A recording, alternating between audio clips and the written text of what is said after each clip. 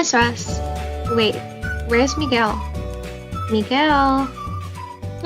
Anyways, my name is Cinthia, and today I'm going to talk about what I learned after reading. What's happening?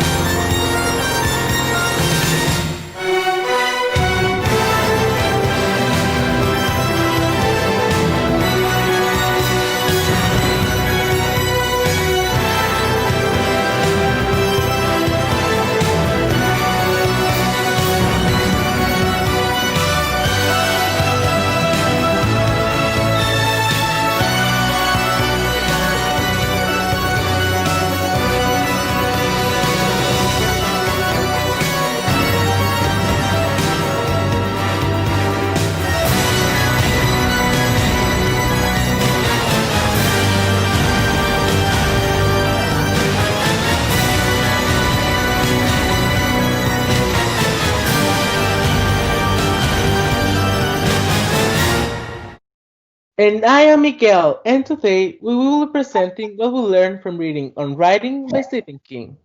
You gave me a heart attack. Oh, sorry, I won't interrupt anymore. As I was saying, main characters, the center of any novel, one who has all the eyes on them. As writers, we are the microphones to our characters. We must write their stories and have their voices speak through our writing. Having their troubles, experiences, weaknesses, hopes, and dreams be shared with the world. If we shun them, or not even give them a chance to speak, are we even doing our job? We search for our characters, so why not let them tell their stories? Sometimes it could be hard to write their stories. At first, I had trouble writing my main character, since I had no idea how they would turn out. But after reading Stephen King's On Writing, I realized I was not the only one, because he almost did not write one of his iconic characters, Carrie. I kept writing my character's story, even if it may be out of my comfort zone or I think I couldn't do it. I learned from Stephen King to keep writing. I found my character. It would be ignorant not to give them a chance. If I don't, who knows? I could accidentally be throwing away gold. But no matter how good or likable your character is, if you don't know how to write dialogue, there won't be any gold to throw away in the first place. As Stephen King said, dialogue brings characters to life through their speech. Well-crafted dialogue will indicate if a character is smart or dumb, honest or dishonest, amusing or an old sober side. Looking back at the stories I have written in the past, the ones I had enjoyed the most were the ones where I have played with my dialogue. How, why, and what a character says is what makes them worth reading.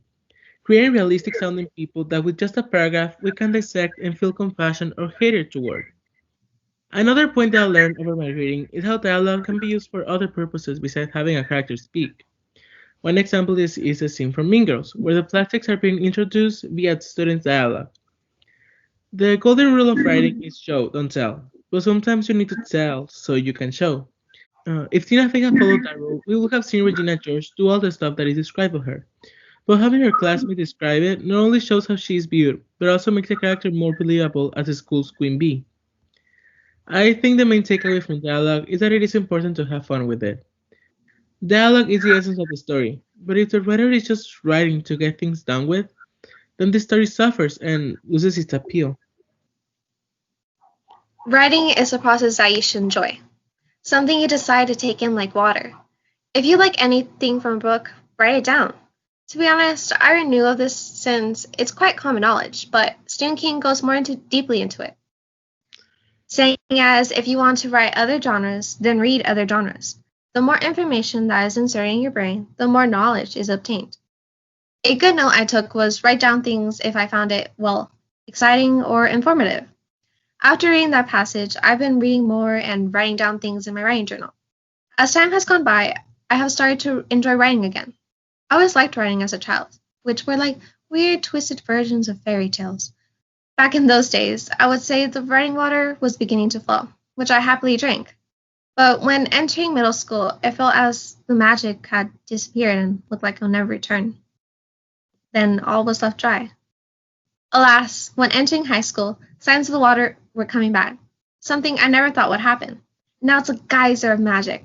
It never left, it just took me a while to find it again. Much like Stephen King said, if you're brave enough to start, you will. Writing is magic, as much the water of life as any other creative art. It takes the writer to search for it and take it in. But as important as it is to enjoy the writing process, there has to also be skill in the artist's hand. As someone who suffers from bad grammar and more than not weird diction, textbook aid for writing is always appreciated on my part. The tip that King gave that really shifted my perspective on writing was the one about adverbs. As King stated, with adverbs, the writer usually tells us that they're afraid they aren't expressing themselves clearly, that they are not getting the point or the picture across. As I understood, adverbs are a way of telling your reader how they should feel about a passage, what emotions you are trying to evoke, the tone and mood of the text. Adverbs are not entirely useless. Just look at what I did 8 words back. But when they're used to avoid having to develop what we want our readers to feel, then we might as well tell them directly that we are not confident enough to write a well crafted scene. Adverbs rescue lazy writers from having to use descriptions and more dynamic dialogue. If you want the abridged version on why adverbs are bad, just remember the simple phrase. Why write, she shouted angrily, when you hideous ducker does the trick. Now, entering Nano, I need to remember that my main goal is to write the first draft of a novel, not the Magna Carta of literature. The basic rule of vocabulary is just the first word that comes to your mind, if it is appropriate and colorful. If you hesitate and cogitate, you will come up with another word, but it probably won't be as good as your first one, or as close to what you really mean. In the first draft, your main goal is to get the story out in the most complete way. Hesitating to write something down because you want to use a perfect word or on the first try will only interrupt the flow of the magical writing magic. Basically, keep in mind that using good descriptions as and well-developed dialogue is super important, but to also not let your vocabulary get in the way of bringing a story to life. But there was another point I wanted to make. Something very important that cannot miss the writing process. Do you remember what it was, Cynthia? Or should I say, who it was? The muse, the spark that starts your gears going. Just like anything in life, it's not easy to grasp. It takes hard work to get to your muse. The old fairy is not going to look for you. You must prepare everything for its arrival. If you don't put in the hard work, do you think you deserve the visit from the muse fairy? These are things I must tell myself before I start writing. In this day and time, there's much distraction in the rise of technology. It's been difficult for me to decide to write and not be on my phone watching YouTube videos. But I must keep telling myself this, since I'm the only person who can force myself to do it. When I write my novel, I must stay hyper-focused on the task at hand and lock myself in my room with my writing journal and Nano opened, or else that writing fairy will never come over to share its magic. And as my Mexican morals have traumatized me, you must prepare a room for when you're expecting someone, no matter how long they will stay. I believe that everyone that has had to write something understands the importance of peace and quiet. As writers, having a place dedicated to writing is as essential as reading. Closing yourself to the world while a story is being written creates a routine that helps to get the story out and minimizes distractions, so the flow of writing is not interrupted. Maybe at first it will feel weird and even perhaps isolated.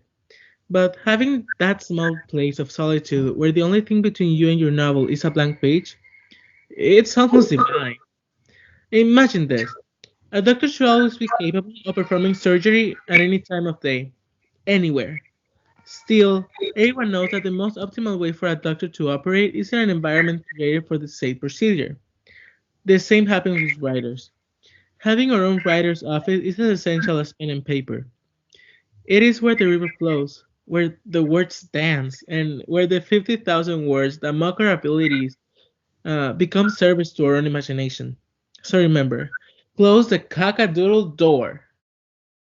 In conclusion, wait, what is this background? Is that Beetlejuice? That's not even Stephen King. Halloween's tomorrow, Cynthia. There are not Stephen King decorations, okay? Don't be sassy with me, boy.